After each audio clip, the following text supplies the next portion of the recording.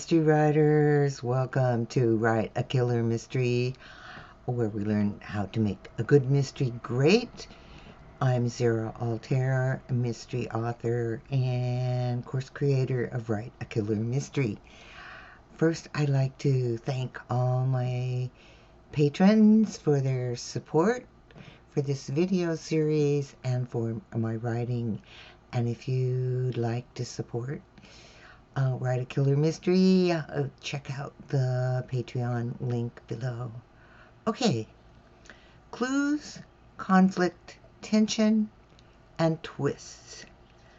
There's a lot of information out in the writing universe about each one of these things, but when you're writing a mystery, you need all of them. And I haven't seen anybody talk about having all of them in your story. And so, because writing a story is an organic process, so let's take a look at all of these and think about how to organize them all in your story. They're all mystery genre components, and you need each of them in your novel because they serve different purposes, but they work together to create reader engagement, and that's what you want. You want your readers turning those pages.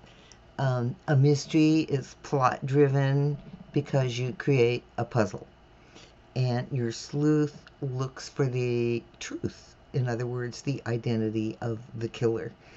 But for your reader to keep reading, they need to care about your protagonist and the other characters.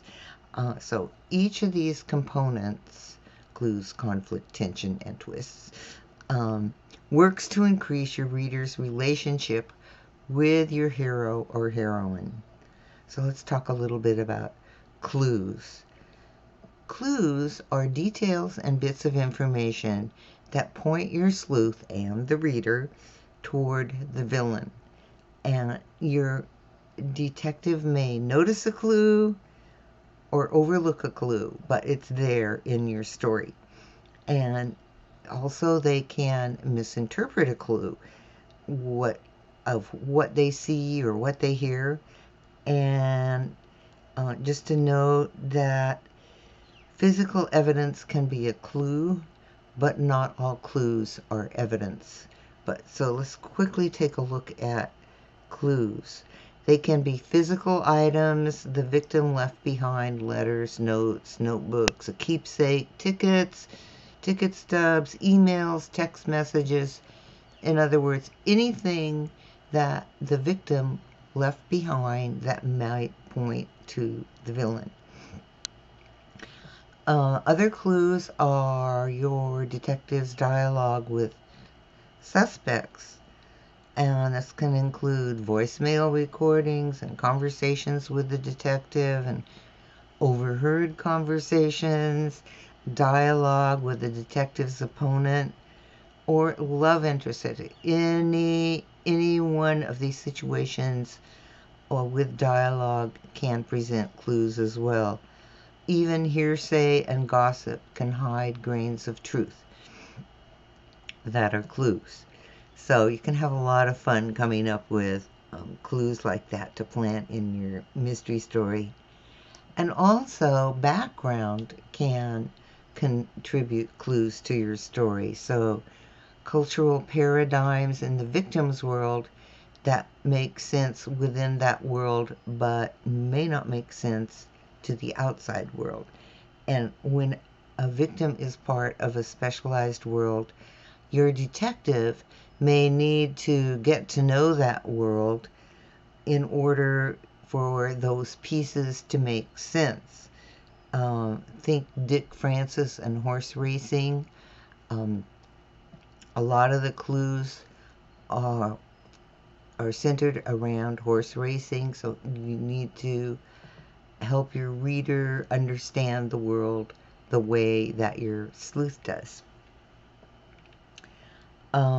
It could be anything from the gambling underworld to flower shows or dog breeding or sculling or deep water diving or spiritual cults or you name it, um, you get the idea that those specialized clues have to do with the victim's world.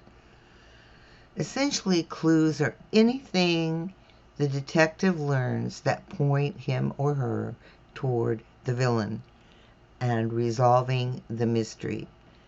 Uh, Clues work in your story to create that puzzle, and each clue gives the sleuth and your reader a new way to consider the murder and the possible suspects. So clues work hard in the first half of your story to point your detective toward the villain. All right, let's talk a little bit about conflict in a story. While clues propel the story forward, each clue mounts up to get your detective closer to the villain. Conflict puts obstacles in the way, and conflict raises questions about whether the sleuth will solve the puzzle. Sources of conflict can be people or inanimate objects. Um, the suspects may refuse to answer questions or supply misinformation that leads your sleuth down the wrong path. The opposition creates conflict. They're characters that are not necessarily the villain, but include the villain, and they want to keep your sleuth from success, and they may have all kinds of personal reasons why they want to keep the sleuth from learning the truth. They may be jealous or aggressive, or they may not even know they're inadvertently raising conflict for the sleuth. So there's a lot to play around with when you're creating conflict with opposing characters. And don't forget that geography and weather even can be obstacles for your sleuth. So physical challenges contribute to your sleuth's success or failure, and from trying to find a clue in a thunderstorm or under a blanket of snow, or the sleuth themselves succumbing to heat or cold, dark city streets, or pounding surf from an incoming tide. There are lots of ways to create difficulties for your sleuth. And of course, there's the villain always working in the background to keep your sleuth from determining the truth. So conflict works to raise questions about the sleuth's success. Okay, so anytime you use conflict, you're raising questions for the reader about will the sleuth actually be able to solve the puzzle. Okay, tension. So tension is different from conflict. Um, your writing goal is to get readers to care about the story's outcome. And when a reader feels, I want to see how this turns out, they experience dramatic tension, and that's what you want to build into your story, is dramatic tension. And as your story progresses, you build tension to keep readers guessing and turning those pages. Ideally, each scene has tension. Ideally, that means every scene is going to raise that question for your reader. How is this going to turn out? Tension isn't always built on physical conflict. It also comes from ideas and concepts. Will your detective make the right decision? Or will she figure out what to do next? So there's a couple of different types of tension builders. One is internal tension, and it varies by character, but to make it work in a story, it is usually based on internal conflict elements. So the protagonist has an internal issue and their dilemma or flawed state that holds them back, and Um, that is going to depend on your character. We talk a lot about building your characters. That's how you get your readers to care about them. So any internal issue that your protagonist has can raise the tension because it's an obstacle and they need to get past that obstacle. And how are they going to do it?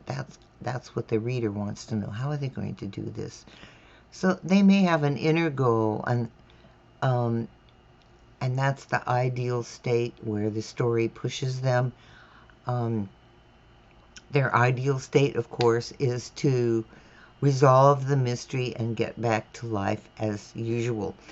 And then there's the opposition. And those are the forces preventing that ideal state. And often the protagonist's own fear or misunderstanding is part of what keeps them from getting to their goal. And then there are the stakes of the story.